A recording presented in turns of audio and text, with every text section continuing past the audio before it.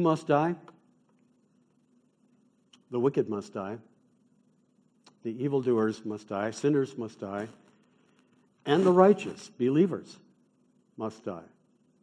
All men of all time and all places. Solomon says in Ecclesiastes 9 that all share a common destiny. The righteous and the wicked, the good and the bad, the clean and the unclean, those who offer sacrifices and those who do not. The same destiny overtakes all. The death rate is 100%. Don't think that you will be an exception. Enoch was an exception in Hebrews 11, and those who are alive at Christ's return will be an exception. We will not all sleep, Paul says, but these are the exceptions. Don't take it for granted that you somehow are going to escape what has been appointed for all men of all time and all places. And when we talk about people dying, don't think only of those who appear to be on their deathbed. Richard Baxter said, "I preached as never sure to preach again, and as a dying man to dying men." His point, we all bear the seeds of our own destruction within. Some of us right now have the origins of a disease that may take our life. We don't know when. We don't know how. It could be today. It could be tomorrow. It could be sitting right where you are right now. I hope not, because that would not be good in a seminar on how to comfort the dying. But truly, we are all one heartbeat away. Just over a week ago, I was called out to a local police department as part of a critical incident stress management team to meet with the officers from the department because a much-loved sergeant was found dead in his home. The investigators ruled out foul play. They ruled out suicide. We're waiting for the autopsy reports to be completely certain. But everything points to natural causes. The amazing thing is, this sergeant, who's been a police officer for probably 20 years, everybody who knew him loved him. He was 42 years of age, top physical health trainer, motorcycle cop, the whole bit. The day before, he had led an active shooter training and showed no signs of anything. So we're thinking it could have been sudden cardiac arrest. It could have been a pulmonary embolism. It could have been a number of things. But the point is, this is not a man you would expect to die. But he did. Suddenly, finally, without any warning. And that's what happens. One home I went to, the man was getting ready to go to a cardiac appointment, to a cardiologist appointment.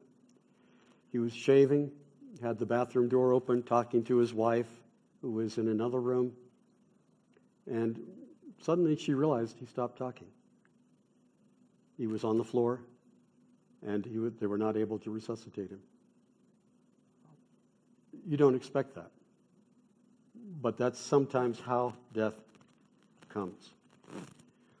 What do people who know they're facing death fear? Let me suggest some things I've talked to people about that I find that it's on their mind. One is the aftermath of dying. Some people tell me, I'm not afraid of dying. I'm not afraid of death. I know I'll be with the Lord. But there is that fear of what will happen to me. And in the case of some people, they don't know that they'll be with the Lord. What will happen to me when I die? Francis Bacon said that men fear death as children fear the dark. Why do children fear the dark? They do tend to fear the dark. Why do they fear the dark? Unknown, unseen, monsters under the bed, monsters in the closet. They can't see it. They're scared. And some people we don't know. As believers, we know what the Scripture says, but some people fear what's going to happen. They don't know what's going to happen, even though the Scripture tells them. They fear death, as children fear the dark. Bildad the Shuhite in Job said that he is torn from the security of his tent and marched off to the king of terrors. The security of his tent. Where's a safe place for us, usually? Home. We think of home as a safe place. Danger is out there. Danger is in the world. Large number of deaths occur at home. Natural deaths and accidental deaths. At home. You fall off a ladder. You fall out of a tree. You fall down the stairs. You shock yourself doing something electrical. These things all occur in a safe place, and you are ripped from that safe place suddenly and irrevocably to confront the king of terrors. Solomon says in Ecclesiastes, "And the dust returns to the ground it came from, and the spirit returns to God who gave it. For God will bring every deed into judgment, including every hidden thing, whether it is good or evil." We understand this is really a simple definition of death. It's a separation of soul from body. The soul returns to God who created it, who gave it, and the dust returns to the ground it came from. At that point, we are what we call dead. What do people fear about death?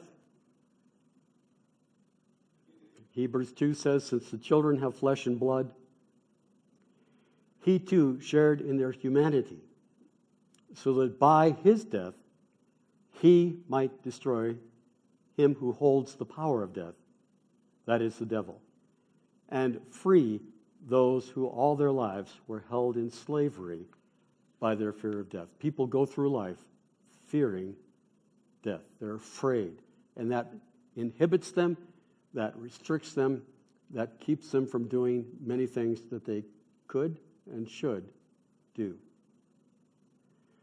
People are afraid of the changes that accompany dying. When somebody receives a terminal diagnosis, they will begin thinking about the last trip that they'll go on. Somebody might ask them, "Is this your last big trip?" The last day at work. The last dinner out. All those last things are things that concern them and that may bring tears to their eyes. The question, will I become a burden to my family? Nobody wants to be a burden. That becomes a very big concern to people who face the reality that death is approaching. They're afraid of the experience of dying. I'm not afraid of death in the sense I know where I'll be, but going through that transition. What will that be like? Will it be painful? Will it be prolonged? Can I be at home? Will I die alone? You go back to the first night, the big fear that people have of being alone. Will my faith fail? Will I be able to persevere to the end? Will I hold up? These are questions that people are asking themselves. Solomon says, "Remember your Creator in the days of your youth, before the days of trouble come, and the years approach when you will say, I find no pleasure in them." The book of Ecclesiastes while it is rarely read by young people, I find it interesting. It is written for young people. That's the point of the book. Solomon goes through all these different visions of what life can be, all of these things that promise pleasure and promise success and promise an accomplishment, and he discounts them one by one, throws them to the side, and he comes to the end of the book, and here's the conclusion of the whole thing: fear God. Fear God in your youth. While you're young, remember your Creator. Before the days come, the days of trouble, when you'll say, I find no pleasure in them. We need to preach this book to our kids. We need to preach this book to our young people. The problem is, in many times, the book is so long that people get lost in it. They don't read it all the way through. It's best if you can read Ecclesiastes in one setting, so you get the full impact and come down to that 12th chapter that is so very vital. What do people fear? They fear the disarray of dying. The loose ends. The broken relationships. The estranged family members that you would like to be reconciled with before you die, or at the other end, the estranged son who would like to be reconciled to mom or dad before they die. The responsibilities that can't be completed, or you're afraid won't be completed. They fear the need. It's on their mind. It's a burden. The need to put their house in order. To have the legal documents prepared. The will, the power of attorney, the advance directive or do not resuscitate orders, and those things that are end-of-life documents. It's messy if those things aren't in place. And yet, nobody really looks forward to writing those kinds of documents.